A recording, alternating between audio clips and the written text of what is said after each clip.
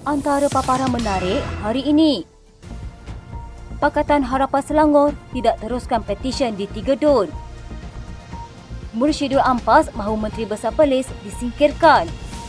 Pembangkang jangan cuba rosakkan rancangan Kerajaan Perpaduan. Perikatan Nasional tak jujur perjuangkan isu Palestin, hanya kerajaan mahu selamatkan.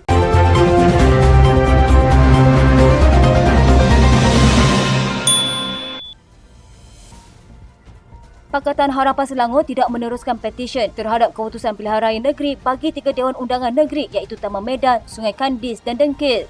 Pengerusi Pakatan Harapan Selangor, Datuk Seri Amiruddin Syahri berkata, beliau akan menyemak keputusan itu dengan pihak guaman PKR yang ditentukan melalui Jabatan Pilihan Raya Pusat Parti. Katanya petisyen bagi Gombak Setia sudah dihantar, yang lain 3 Dun dalam penelitian. Tetapi saya difahamkan pihak peguam PKR merasakan kes-kes tersebut tidak mahu diteruskan. Jadi itu kita serahkan kepada Jabatan Pilihan Raya Pusat. Kita akan tengok balik kenapa tempoh hari tidak dimajukan, diteruskan. Beliau berkata hanya satu petisyen bantahan dikemukakan membabitkan Dun Gombak Setia yang dilakukan oleh Barisan Nasional. Petisyen dikatakan membabitkan 4 Dun itu dirancang ekoran kemenangan yang diperolehi di kawasan berkenaan adalah rendah dan Dun tersebut adalah Sungai Kandis dengan majoriti 167 undi, Taman Medan 30, Gombak Setia 58 dan Dengkil sebanyak 407 undi majoriti. Pada pilihan raya negeri lalu, di Gombak Setia, Hilman Idham memenangi Dun berkenaan dengan memperoleh undi sebanyak 30,299 undi berbanding calon Barisan Nasional Datuk Megat Zulkarnain Omadin 30,241 undi menerusi pertembungan 3 penjuru. Sementara itu di Sungai Kandis, bekas anggota Majlis Mesyuarat Kerajaan Negeri Muhammad Zawawi Ahmad Mughni tewas kepada Ketua Bahagian Bersatu Kota Raja Wan Zaharuddin Ahmad dengan undi yang diperolehi masing-masing sebanyak 28,759 undi dan 28,926 undi.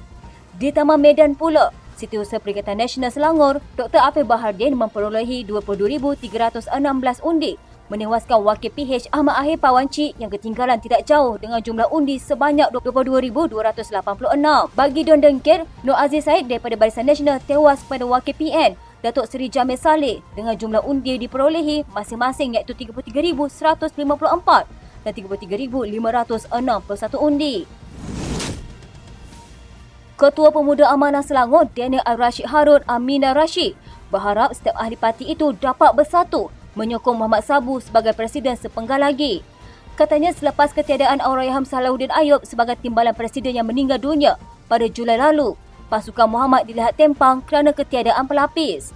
Katanya sebelum ini gandengan Muhammad dan Salahuddin begitu baik, namun keadaan terjejas akibat kematian mengejut bekas ahli parlimen Pulai berkenaan. Katanya sekarang Amanah perlu ada satu barisan pelapis yang kuat di peringkat nasional untuk membantu Abang Mat menjayakan agenda parti. Buat masa ini saya fikir itulah keutamaan parti. Amanah akan menjalani pemilihan di peringkat nasional semasa konvensyen untuk tahun ke-8 pada November ini. Untuk rekod, kaedah pemilihan untuk jawatan dalam Amanah berbeza berbanding kebanyakan parti politik lain. Jawatan utama parti tidak dipilih secara langsung oleh perwakilan. Sebaliknya, perwakilan memilih sejumlah calon untuk diangkat sebagai anggota jawatan kuasa pusat sebelum mereka berbincang pula untuk menentukan siapa layak dilantik sebagai Presiden, Timbalan Presiden serta jawatan lain. Muhammad mengetuai Amanah sejak parti itu ditubuhkan secara rasmi pada 2015. Terdahulu, media melaporkan ketika ini wujud rasa tidak puas hati sesetengah pihak termasuk di peringkat akar umbi terhadap kepimpinan Muhammad. Justru ada pihak tertentu dipercayai sedang bergerak perlahan-lahan untuk berkempen mendapatkan sokongan ahli agar ada calon lain dipertimbangkan sebagai alternatif kepada Muhammad. Dakwaan itu timbul selepas Timbalan Menteri Pertahanan Adli Zahari disebut-sebut bakal dinamakan sebagai pengganti Salahuddin di Kementerian Perdagangan Dalam Negeri dan Kos Sara Hidup. Dakwa kumpulan terbabit, pemilihan Adli dilihat sebagai langkah strategik Muhammad bagi mengukuhkan pengaruhnya dalam jawatan kuasa tertinggi parti sekaligus menjamin kedudukannya sebagai Presiden. Bagaimanapun, dakwaan berkenaan disangkap ahli jawatan kuasa Amanah Nasional Faiz Fadil yang menganggap tiada perpecahan atau wujud kem berbeza dalam parti terbabit. Sebaliknya, kata Faiz, kedudukan Muhammad adalah kukuh kerana mendapat sokongan semua pemimpin dan sudah menunjukkan prestasi cemerlang selama ini. Menurut Daniel, ketika ini, calon yang dirasakan paling sesuai mengisi tempat ditinggalkan Salahuddin memang Adli. Katanya dia mengagumi karisma dan kepimpinan naib Presiden Amanah itu, terutama dengan pembawaan yang sederhana serta mempunyai latar belakang agama yang baik. Katanya ketika menjadi Ketua Menteri Melaka, walaupun dalam tempoh singkat, dia memberikan impak yang besar dan mampu melakukan perubahan yang baik dalam apa jua posisi yang diberikan kepadanya. Pesuruhjaya PAS Perlis Muhammad Syukri Ramli menyangka dakwaan Pengerusi Bersatu Negeri Abu Bakar Hamzah bahawa wujud pergolakan dalam PAS di negeri itu. Muhammad Syukri yang juga Menteri Besar sebaliknya berkata ada aduan Perikatan Nasional yang tidak henti menghentak kerajaan negeri. Katanya memang tiada pergolakan dalaman berlaku dalam PAS Perlis, cuma ada seorang dua yang teruja selepas menang PRU15 ini yang seronok hentak kerajaan macam nak jatuhkannya. Secara keseluruhannya tidak wujud geng penembok kapal. Ini kerana kami sebagai wakil rakyat Perikatan Nasional masih duduk dan bekerja secara harmoni, malah mesyuarat juga diadakan secara bersama sebagai pentadbir negeri ini. Namun dia berkata tiada usaha di kalangan aduan PN untuk keluar dari gabungan itu, memandangkan pindaan rang undang-undang tubuh kerajaan negeri Perlis sudah diluluskan bagi membolehkan enactment anti lompat parti dilaksanakan. Muhammad Syukri adalah pengerusi PN Perlis, manakala Abu Bakar timbalannya. Memetik Abu Bakar sebagai berkata antara isu yang melatari konflik dalam PAS Perlis terkait dengan kefahaman agama selain susu atau gerak kerja dan pentadbiran negeri. Katanya PAS sedang bergolak di Perlis, tidak ada keselarian dan kesaksamaan dalam kalangan kita. Abu Bakar juga berharap hubungan bersatu dengan PAS kekal utuh dan berharap isu berkenaan dapat diselesaikan segera. Musyidul Ampas Hashim Jassim berkata pergolakan dalaman parti itu di Perlis akan diselesaikan dalam masa seminggu. Menurutnya tidak persetujuan antara satu sama lain adalah sebahagian dalam proses pentadbiran yang dilalui semua pihak. Katanya mungkin ada berlaku pergolakan, tetapi saya nak tegaskan kalaupun ada sikit-sikit perkara yang agak nampak tidak begitu lancar, tapi dalam kawalan kita boleh kawal. Jadi insya-Allah dalam seminggu ini selesaikan. Kalau usaha diputuskan oleh muktamar baru-baru ini dilaksanakan, maka saya yakin ia akan kembali normal balik. Hashim mengulas dakwaan Pengerusi Bersatu Perlis Abu Bakar Hamzah bahawa berlaku pergolakan dalam PAS di negeri itu sehingga menimbulkan tidak selesa rakan komponen Perikatan Nasional. Abu Bakar berkata pergolakan itu melibatkan isu kefahaman agama, susu atau gerak kerja dan pentadbiran negeri itu. Kenyataan Abu Bakar menyusul perikatan Presiden PAS Hadi Awang minggu lalu supaya ahli parti tidak menjadi penembok kapal untuk menjatuhkan kerajaan di perintahnya. Kata Hadi, jangan ada kalangan ahli menjadi penembok kapal.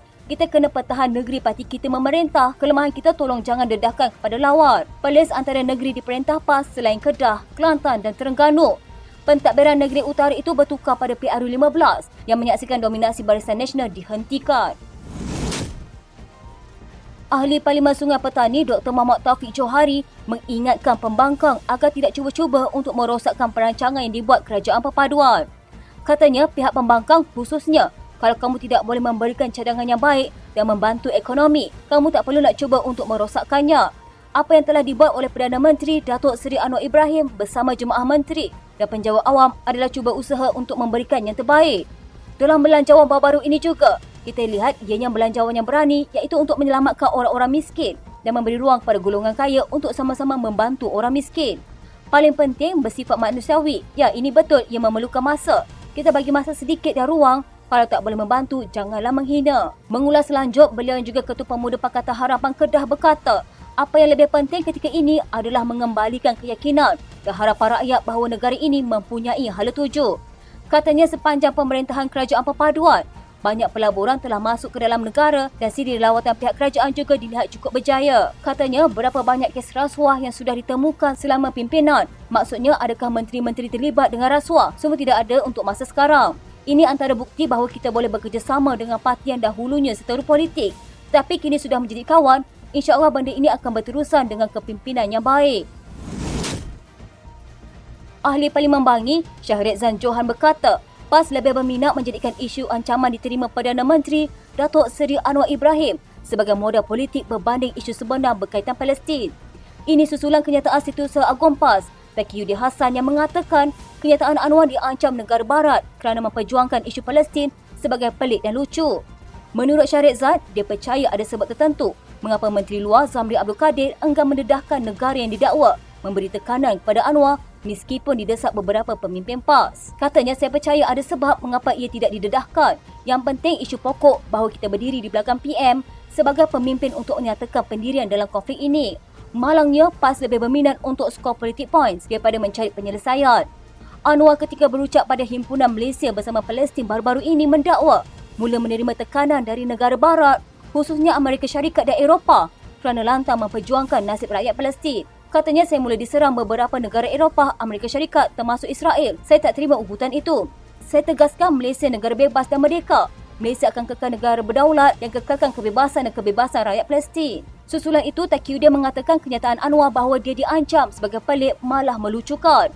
Menurut pemimpin PAS itu, Anwar menyatakan ancaman tersebut dalam bentuk kenyataan-kenyataan yang dibuat ahli parlimen negara-negara Eropah, tapi enggan menjelaskan perkara itu apabila ditanya pihak media. Katanya PAS percaya kenyataan sebegitu hanya bertujuan menonjolkan kehebatan dan kepentingan Anwar sebagai Perdana Menteri. Mengulas lanjut, Shahrizal menegaskan PAS sepatutnya tidak menjadikan kenyataan Anwar sebagai isu politik, sebaliknya menyokong usaha kerajaan dalam membela rakyat Palestin.